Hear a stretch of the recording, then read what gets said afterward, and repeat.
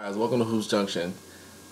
Vlad here. I'm going to get straight down to business. I just finished enjoying a wonderful game between the Cleveland Cavaliers and the San Antonio Spurs. It was a great game. Cleveland had a 15-point lead. Spurs battled back and they won the game by 4. The Spurs even had a lead as big as 10. But what I want to talk about is the Cleveland Cavaliers offense. Basically, the Cleveland Cavaliers offense is strictly predicated on pick and roll and loose ball fast breaks. If they're not getting any great action off the pick and roll scoring, or if they're not getting any fast breaks, then they can't play. They can't focus. And it's sad because they brought in David Vlad to be this great offensive mind, but they still have Kevin Love on the perimeter, Kyrie Irving on the perimeter, LeBron James on the perimeter, and nobody's doing anything. There's no weak side action. There's no cutting. There's nothing. It's just all pick and roll. I was watching the game, man. They ran pick and roll every single play down the court. Pick and roll with Kevin Love and LeBron. Pick and roll with Kyrie Irving and Mozgov. Pick and roll with LeBron and Tristan Thompson. It was just pick and roll after pick and roll after pick and roll. I felt like that guy in the Los Angeles Lakers when I think the Thunder were playing. There was this guy that said, "Hey Kendrick, you have something to say every play." You know, I felt like Cleveland Cavaliers, you run pick and roll every single play. I mean, it's sad to watch sometimes. It's tough to watch, actually. You know, the game was very good because the Spurs had to battle back, so there's that sense of battling back and Cavs trying to keep the lead. But, I mean, the Cavs had a stretch where they went 6 minutes without scoring a basket. And that just goes to show you that their offense is just it's non-existent, in my opinion. It has to go. They have to start implementing more plays and running more action, either a motion set, either running more horn set. There's no action in their offense. It's give the ball to Kyrie Irving, give the ball to LeBron James, and let them operate on pick and roll. It's very predictable, and for a great team, it's easy to defend. And when I'm looking at the Cleveland Cavaliers, they lost to the Warriors on Christmas, which I'll give them a pass on that. You know, nobody wants to play on Christmas, but still lost is a loss, and they lost to the Spurs. These are two potential teams that you will have to face in the NBA Finals if you get there, or when you get there for the East. You know, people already give them the crown. I'm not that kind of person. I like to just let things play out. You know, you can make a prediction, but, you know, the things happen. So, but these are two teams that you have to go head-to-head with. And your offense is not there. Defensively, they were pretty good. The Spurs did miss a lot of shots that they were supposed to make, but defensively, I felt like the Cavs kind of had something to do with that as well. But offensively, I mean, it's not there for them.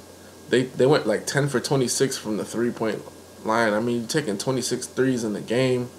They had about 15 assists. The Spurs had 2 more assists.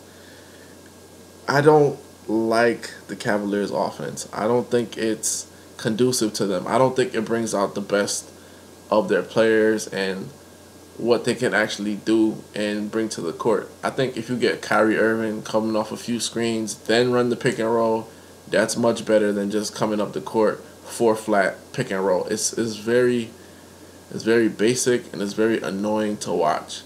You're looking at all this great talent on the Cavs and it's just getting wasted at times.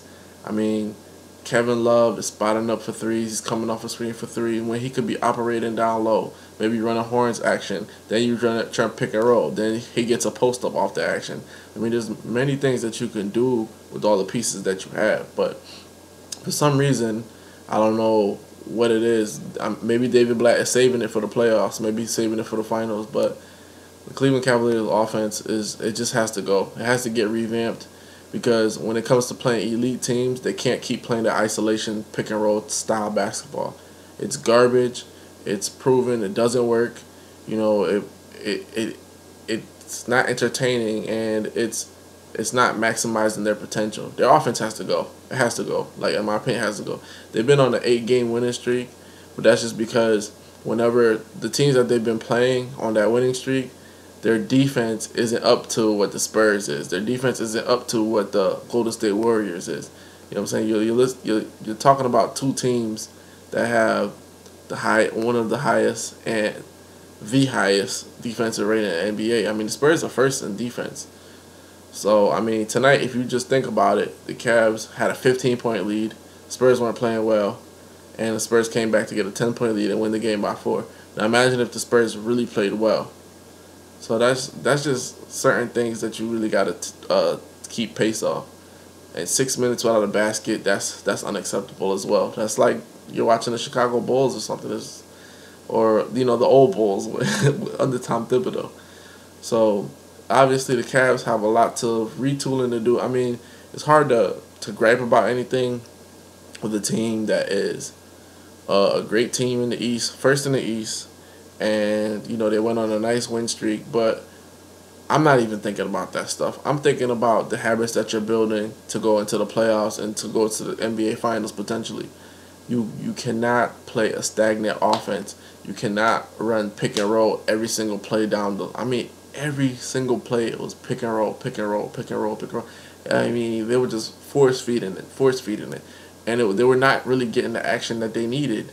You know what I'm saying? So they need to revamp that offense. As for the Spurs, I mean, man, they're a monster. They're a monster. And what's crazy is the simple fact that they are not even at full bore. They're not even at full potential right now. They're at maybe 65%. I mean, once LaMarcus Aldridge completely gets his niche in there, and once Danny Green and Kawhi Leonard get their shooting up a little bit more, forget about it. I think if they meet the Golden State Warriors in the Western Conference Finals, that's going to be a Game 7. I think that's going to be better than NBA Finals. I think that series right there is going to be one of the best series we've seen in a long, long, long time. You know what I'm saying? I think it's going to be up there with the Game 7 in Miami with the Spurs. It's going to be up there with the Game 7 with the Lakers and the Celtics. So, I mean, that's going to be crazy because you're looking at a team that, like the Golden State Warriors, they play small ball, run up and down the court, shooting threes. Then you look at a team like the Spurs. We can play small ball, but we also can play big ball. Pause. And what that means is they could pound you in the paint, and they could defend you on the perimeter with Kawhi Leonard and Danny Green. So I would love to see that matchup in the Western Conference Finals. I think that's a Game 7, and I'm not making any prediction about that. That's crazy because the Spurs they're not even at full max potential right now. And they're only 2 games behind the Golden State Warriors, so that race is getting heated up and more interesting.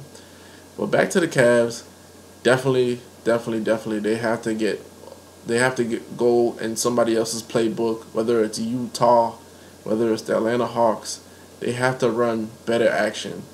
And if things don't work out with David Vlad, hey, call Eric Spoelstra, who's had experience with LeBron. You have to bring more ball movement into their offense because right now, only way they score is pretty much pick and roll and fast breaks. So if there's no fast break points, which they lost in fast break points tonight, they got outscored, then they're gonna struggle. So those are my thoughts on the Cavs offense. Let me know what you think. Do you like watching pick and roll every single play? I mean, I don't, but let me know what you think. Vlad from Hoops Junction, where hoops meets hoopla. Peace.